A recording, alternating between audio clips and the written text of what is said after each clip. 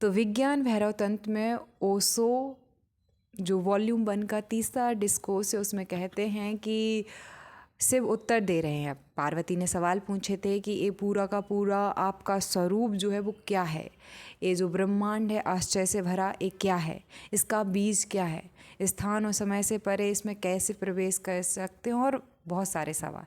और अंत में एक बात कही थी कि ये सब जो मेरे मन में संशय हैं ये कैसे दूर हों। तो क्योंकि मन में संशय है, ना कि ऐसा नहीं है कि उनको पता है या नहीं है।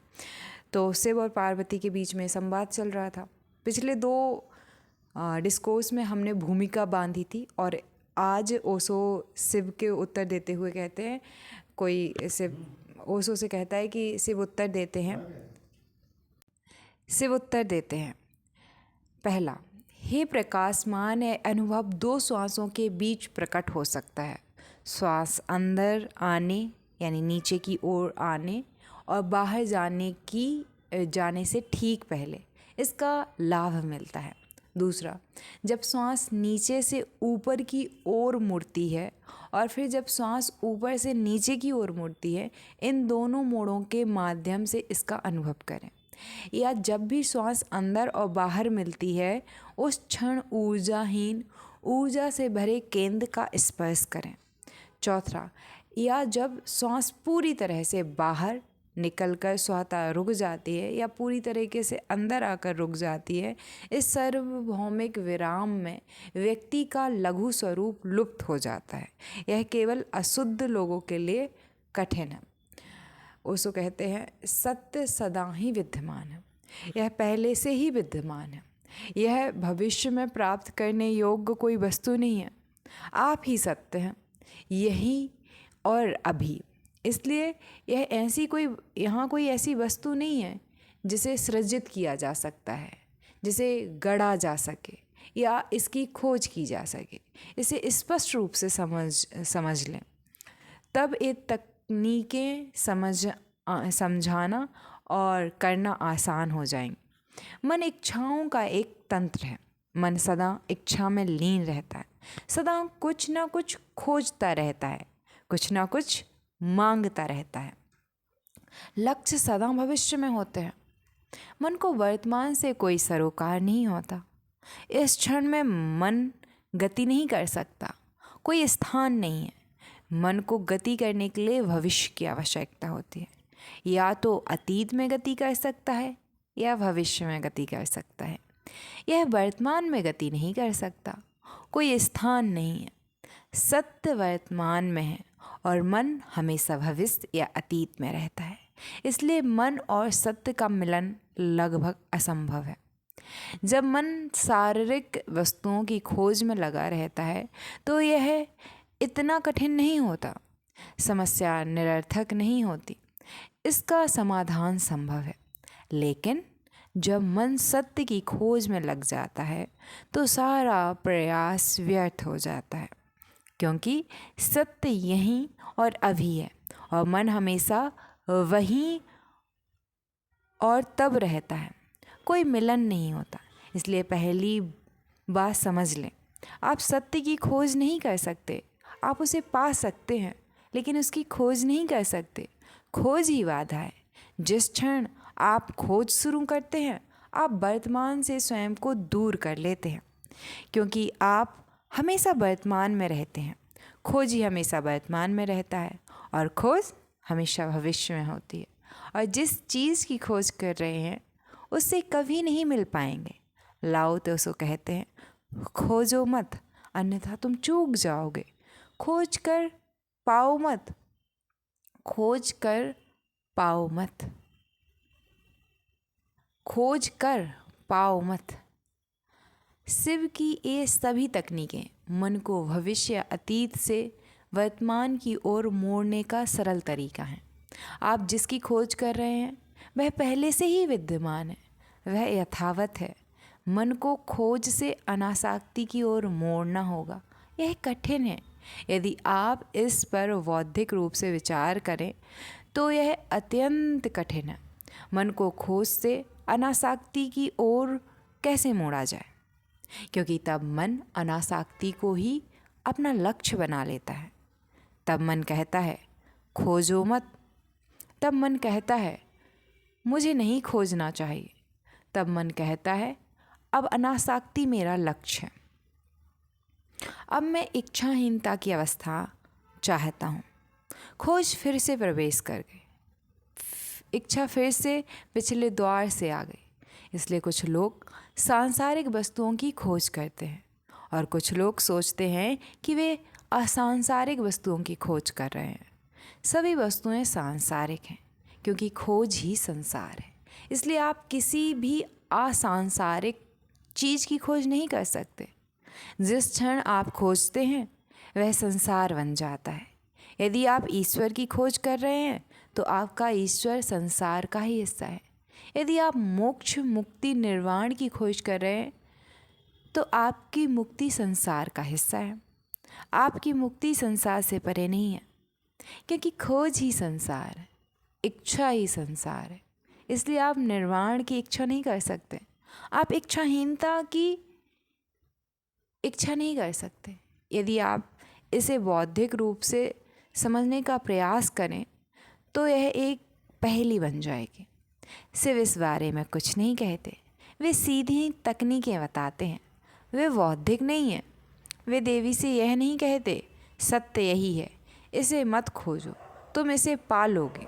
वे सीधे तकनीकें बताते हैं। वे सीधे विधियां बताते हैं। ये विधियां बौद्धिक नहीं हैं। उनका अभ्यास करो और मन भटकता है। यह भटकना मात्र एक परिणाम है, एक उपवाद है, कोई वस्तु नहीं। यह भटकना मात्र एक उपवाद है। यदि आप किसी तकनीक का अभ्यास करते हैं तो आपका मन भविष्य और अतीत की यात्रा से मुड़ जाएगा। अचानक आप स्वयं को वर्तमान में पाएंगे। इसलिए बुद्ध ने तकनीकें बताई हैं, लाओ त्सो ने तकनीकें बताई हैं, कृष्ण ने तकनीकें बताई हैं, लेकिन वे हमेशा अपनी तकनीकों को बौद्धिक अवधारणा के साथ प्रस्तुत करते हैं। केवल शिव ही अलग है। वह तुरंत तकनीकें बता देते हैं, कोई बौद्धिक समझ या परिचय नहीं देते, क्योंकि वे जानते हैं कि मन बहुत चालाक है, बहुत धूर्त है। यह किसी भी बात को समस्या बना सकता है। खोज ना करना ही समस्या बन जाता है। कुछ लोग मेरे पास आकर पूछते हैं कि इच्छा का त्याग कैसे करें। वे इच्छाहीनता की कामना कर रहे हैं। किसी ने उन्हें बताया है या उन्होंने कहीं पढ़ा है या उन्होंने आध्यात्मिक बातें सुनी हैं कि यदि आप इच्छा नहीं करेंगे तो आपको परम आनंद होगा। यदि आप इच्छा नहीं करेंगे तो आप मुक्त होंगे। यदि आप इच्छा नहीं करेंगे तो कोई दुख नहीं होगा। अब उनका मन उस अवस्था को प्राप्त करने के लिए तड़प रहा है जहाँ कोई दुख नहीं है। इसलिए वे पूछते हैं कि इच्छाओं का त्याग कैसे करें। उनका मन उन्हें धोखा दे रहा है। वे अब भी इच्छा कर रहे हैं, बस अब लक्ष्य बदल गया है।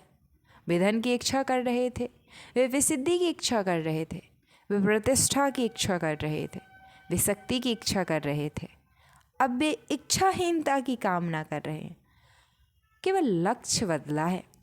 वे वही हैं और उनकी इच्छा भी वही है, लेकिन अब इच्छा अधिक कपटी हो गई है। इसी कारण सिर्फ किसी भूमिका के सीधे बढ़ते हैं, बिना किसी भूमिका के। वे तुरंत तकनीकों के बारे में बात करना शुरू कर देते हैं। यदि उन तकनीकों का पालन किया जाए तो आपका मन अचानक बदल जाता है। वह वर्तमान में आ जाता है, और जब मन वर्तमान में आता है तो वह रुक जाता है, उसका अस्तित्व समाप्त हो जाता है। आप वर्तमान में मन नहीं हो सकते, यह असंभव है। अभी यदि आप यहीं और यहीं हैं तो आप मन कैसे हो सकते हैं? विचार रुक जाते हैं क्योंकि वे गति नहीं कर सकते। वर्तमान में गति करने के लिए कोई स्थान नहीं है। आप सोच नहीं सकते। यदि आप इसी क्षण में हैं तो आप गति कैसे कर सकते हैं? मन रुक जाता है। आप निर्मन की अवस्था प्राप्त कर लेते हैं। इसलिए असली बात यह है कि यहीं और अभी कैसे रहें। आप कोशिश कर सकते हैं, लेकिन प्रयास व्यर्थ सिद्ध हो सकते हैं, क्योंकि यदि आप वर्तमान में रहने को अपना लक्ष्य बना लेते हैं तो यह क्षण भविष्य में चला जाता है। जब आप पूछते हैं कि वर्तमान में कैसे रहें, तो आप फिर से भविष्य के बारे में पूछ रहे हैं। यह क्षण इस प्रश्न में बीत रहा है, वर्तमान में कैसे रहें, यहीं और अभी कैसे रहें। यह वर्तमान क्षण इस प्रश्न में बीत रहा है और आपका मन भविष्य के सपने बुनने और बनाने में लगा हुआ है। किसी दिन आप मन की ऐसी अवस्था में होंगे जहाँ कोई गति नहीं होगी, कोई उद्देश्य नहीं होगा, कोई खोज नहीं होगी और तब परमानंद होगा। तो वर्तमान में कैसे रहें? सिर्फ इसके बारे में कुछ नहीं कहते, वे बस एक विधि बताते हैं।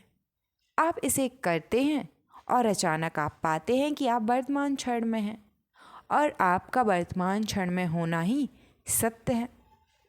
आपका वर्तमान क्षण में होना ही मुक्ति है और आपका वर्तमान क्षण में होना ही निर्वाण है। पहली 9 विधियाँ श्वास से संबंधित हैं। तो आइए पहले श्वास के बारे में कुछ समझ लें, फिर हम विधियों की ओर आगे बढ़ेंगे। हम जन्म से मृत्यु तक निरंतर श्वास लेते रहते हैं। इन दोनों क्षणों के बीच सब कुछ बदलता रहता है, सब कुछ बदलता है, कुछ भी स्थिर नहीं रहता। केवल श्वास ही जन्म और मृत्यु के बीच स्थिर रहती है।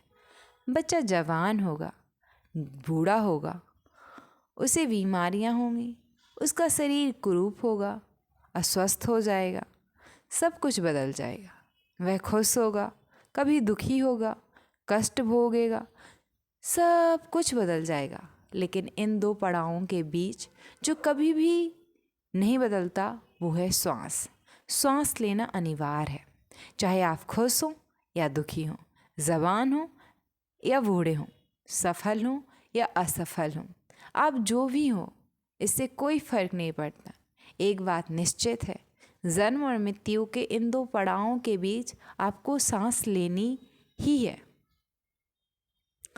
सांस लेना एक निरंतर प्रवाह है, इसमें कोई रुकावट संभव नहीं।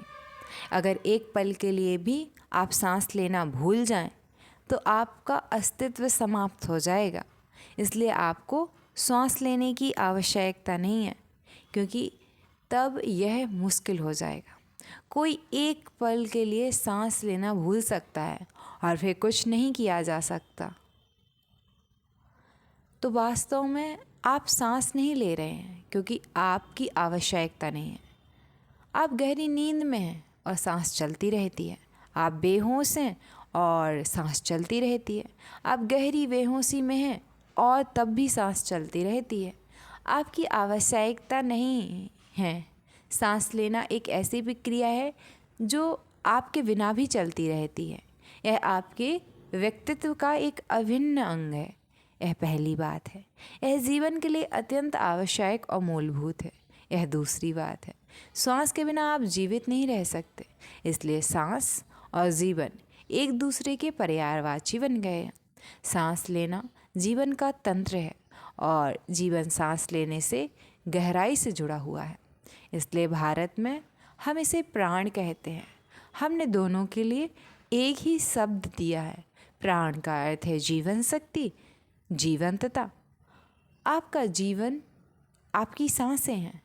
तीसरी बात, आपकी सांसें आपके और आपके शरीर के बीच एक सेतु हैं। सांस निरंतर आपको आपके शरीर से जोड़ती है, आपको अपने शरीर से जोड़ती है, आपको अपने शरीर से संबंधित करती है। सांस न केवल आपके शरीर के लिए सेतु है, बल्कि यह आपके और ब्रह्मांड के बीच भी एक सेतु है। शरीर ही वह ब्रह्मांड है जो आपके पास है, जो आपके निकट है। आपका शरीर ब्रह्मांड का एक हिस्सा है। शरीर में सब कुछ ब्रह्मांड का हिस्सा है। प्रत्येक कण, प्रत्येक कोशिका यह ब्रह्मांड के सबसे निकट का माध्यम है। सांस ही वह सेतु है। यदि सेतु टूट जाए तो आप शरीर में नहीं रह जाते। यदि सेतु टूट जाए तो आप ब्रह्मांड में नहीं रह जाते। आप किसी अज्ञात आयाम में प्रवेश करते हैं।